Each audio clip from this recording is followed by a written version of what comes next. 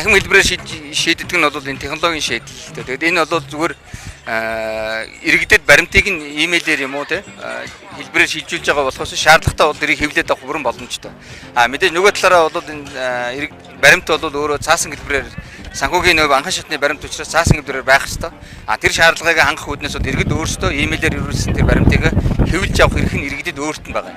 Хэвлэж авах шаардлагагүй бол өөрөө имэйл дээр хадгалж иж болно. Хэрвээ суглаа очсон нөхцөлд өөрөө баримтаа хэвлээд авчирч болно.